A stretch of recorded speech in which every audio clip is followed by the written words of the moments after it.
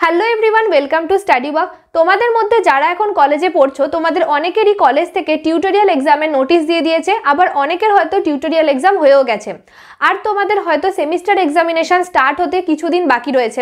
তো তোমরা যে সেমিস্টারই পড়ে থাকো না কেন, তোমাদের যদি হাতে আর মাত্র একটা মাস সময় থাকে তাহলে এই এক মাসে কিভাবে নিজেকে প্রিপেয়ার করবে যাতে তোমরা একটা মডারেট বা হাই স্কোর করতে পারো, আজকের ভিডিওতে সেই স্ট্র্যাটেজি নিয়ে আলোচনা করব। আমি যখন কলেজে পড়তাম তখন আমি এই সমস্ত জিনিসগুলোই ফলো করতাম এবং নিজেও একটা ভালো স্কোর করতে পেরেছিলাম। তাই আমার মনে হয় এগুলো যদি তোমরা ফলো করো পরীক্ষার কিছুদিন আগে তাহলে সেটাও তোমাদের অনেক বেশি সাহায্য করবে। তো চলো আজকের ভিডিও স্টার্ট করি। প্রথমেই আসছি, এখানে স্টুডেন্টরা দু রকমের হয়ে থাকে।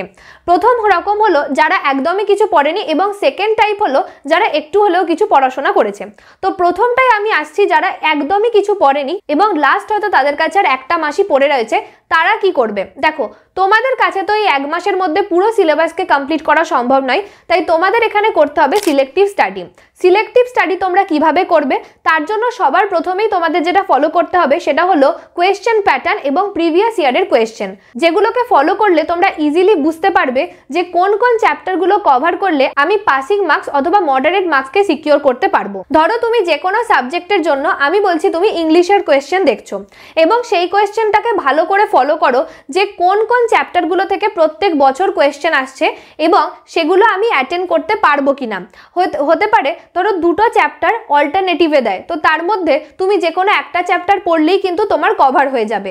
এরকম ভাবে ফলো করতে থাকো কোয়েশ্চেন প্যাটার্ন কিরকম হয়ে থাকে, তাহলে তোমরা ইজিলি বুঝতে পারবে যে সমস্ত চ্যাপ্টার কভার না করে কোন কোন চ্যাপ্টারগুলো অল্টারনেটিভে আসছে, যার মধ্যে থেকে আমি পাঁচটার মধ্যে হয়তো তিনটে চ্যাপ্টার কভার করলেই আমার কাজ মিটে যাবে। এইরকম ভাবে তোমাদের প্রথমে কোয়েশ্চেনগুলোকে অ্যানালাইসিস করতে হবে। তার জন্য তোমাদের পাস্ট ইয়ার কোয়েশ্চেন দেখতে হবে এবং ইজিলি তোমরা বুঝতে পারবে যে কোন কোন চ্যাপ্টারগুলো তুমি যদি কভার করে নাও তাহলে তোমার পাসিং মার্কস অথবা মডারেট মার্কস সিকিউর হয়ে যাচ্ছে। আশা করি তোমাদের ব্যাপারটা বোঝাতে পারলাম। আরও একটা ইম্পর্টেন্ট কথা, যে তোমরা যেহেতু এখানে সিলেক্টিভ স্টাডি করছো, অর্থাৎ পুরো সিলেবাসকে কভার করছো না, সেই জন্য তোমাদের সবসময় মাথায় রাখতে হবে তুমি যে চ্যাপ্টারটা পড়ছো সেটার A to Z পড়তে হবে, অর্থাৎ কোনো জায়গা সেখানে বাদ দিলে চলবে না। অর্থাৎ তুমি যেমন বাকি চ্যাপ্টারগুলো পড়ছো না, সেরকম যে চ্যাপ্টারটা পড়ছো সেটাকে 100% কভার করতে হবে, যাতে এই চ্যাপ্টার থেকে কোয়েশ্চেন এলে যাই কোয়েশ্চেন দিক না কেন তুমি অ্যাটেন্ড করতে পারো।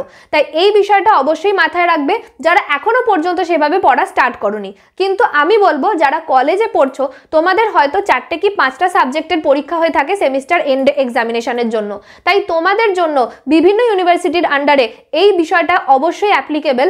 যদি তোমরা ভালো করে পাস্ট ইয়ার ফলো করে যেতে পারো, সেটা যে কোনো সাবজেক্টেরই হোক না কেন, তোমরা পাসিং মার্কস তো সিকিউর করতেই পারবে, এমনকি তোমরা 60-70%ও মার্কস পেতে পারবে যদি লাস্ট এক মাস খুব ভালো করে কনসিস্টেন্টলি এই বিষয়গুলো ফলো করে পড়ো।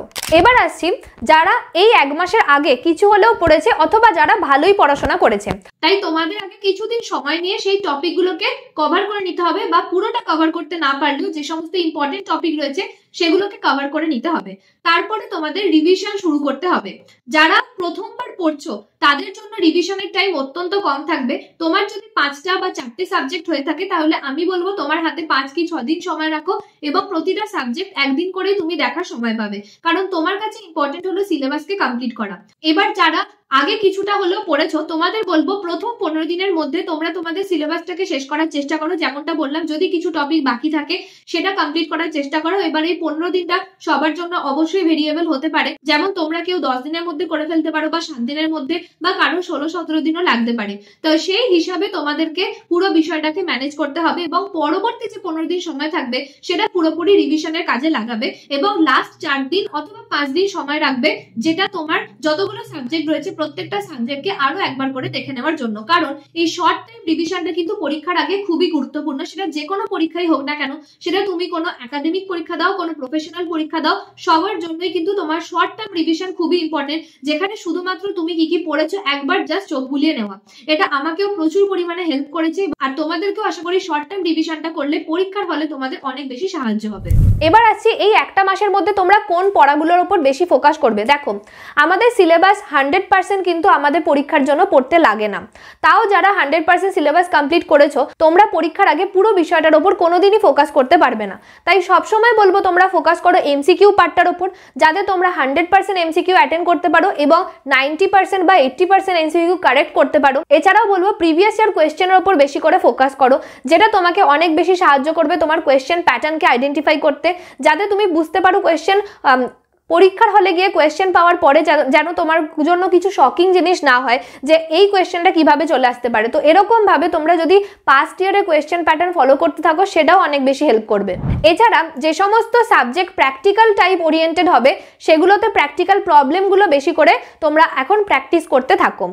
জাস্ট খালি রিভিশন করে নেওয়া অথবা যারা একদমই করনি তাদের জন্য তো প্রথমবার করতেই হবে, কিন্তু এই 1 মাসকে ভালোভাবে কাজে লাগালে তোমরা অবশ্যই পারবে ভালো মার্কস স্কোর করতে। এবং যেমনটা বলছিলাম যে 100% কখনোই তোমরা কভার করতে পারবে না, বা যদি 100% প্রথমে কভার করে ফেলো এক্সামের আগে তোমাদের পক্ষে কভার করা কিন্তু অনেকটা ইম্পসিবল। সেই জন্য যে পোর্শনগুলো এক্সামে আসতে পারে বা তোমরা অ্যাটেন্ড করবে বলে ভাবছো সেগুলোর উপর বেশি করে ফোকাস করো। আশা করি পরীক্ষার আগের একটা মাস কিভাবে তোমরা প্রিপারেশন নেবে তার পুরো বিষয়টা তোমাদের সাথে ক্লিয়ার করতে পারলাম। এরপরেও যদি তোমাদের কোনো কোয়েশ্চেন থাকে তাহলে অবশ্যই নিচে কমেন্ট করে জানাতে পারো। আর ভিডিওটা ভালো লাগলে একটা লাইক করে দিও, বন্ধুদের সাথে শেয়ার করো, চ্যানেলে থাকলে অবশ্যই চ্যানেলটিকে সাবস্ক্রাইব করে দিও। দেখা হচ্ছে আবার নেক্সট ভিডিওতে, বাই।